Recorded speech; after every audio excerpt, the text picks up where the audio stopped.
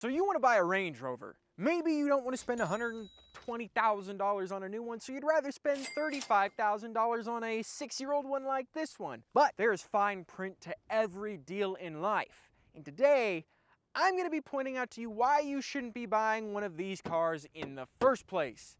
I'm Aiden, and you're watching God Next.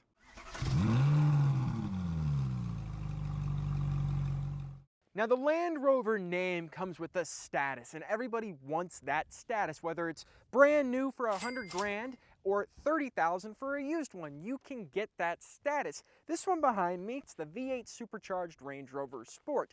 But now, in 2023, it costs $35,000. You might be saying, well, why am I pointing out the price? Well, if you do own a Range Rover and you bought it new, the sad part about it is, it's going to lose 75% of its value within a 6 or 7 year period. And a lot of people in the United States right now own their car from about 6 to 7 years.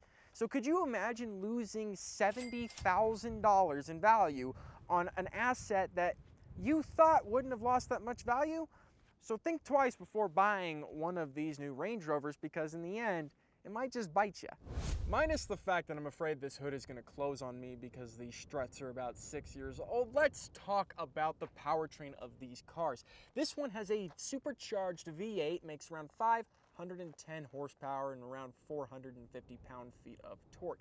That's all good and fine. That's a lot of power for $35,000, except for the fact that a Range Rover any kind is on average going to cost you $2,651 in repairs every single year of ownership. And that only gets worse the older the car gets. So you might be spending $35,000 now and you might own the car for a while, but could you imagine having to replace one of these engines, especially because warranties on these cars are going to be pricey as well. So if you don't buy the warranty, expect to spend $10,000 to $15,000 if these break. If you do get a warranty, have fun spending $5,000 to $10,000 to make sure this doesn't break and that you have to pay for it. Now let's talk about the interior of the Range Rovers. For some context, this one has 94,000 miles on it, and like I said, it is a 2017.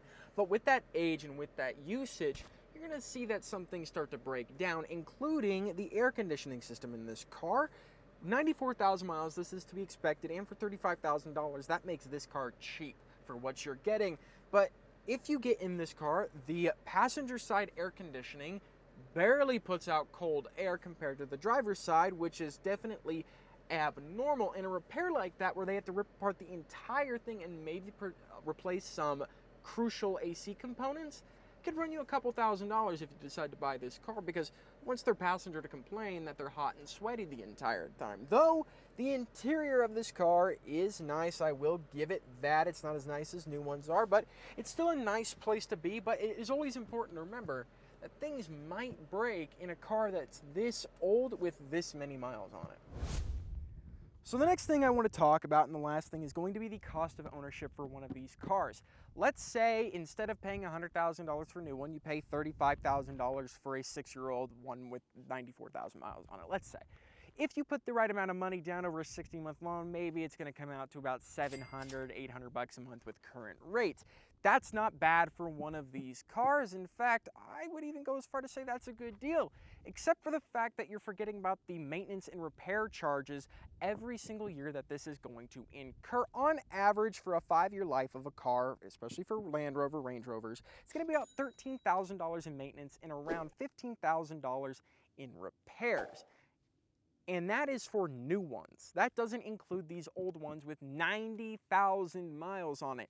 And I can tell you this, if you're only paying $800 a month for one of these because you had to buy a super old and used one, I can guarantee that you're not going to be able to afford the maintenance and repairs. Now, the problem with not being able to afford the maintenance and repairs is that the cost of the maintenance and repairs is going to go up when you don't do them in the first place. You forget to change your engine oil because it's going to cost you $1,200, or you don't do your spark plugs. It's going to increase the wear and tear on the engine, increasing the cost of the maintenance and the repairs when something finally breaks.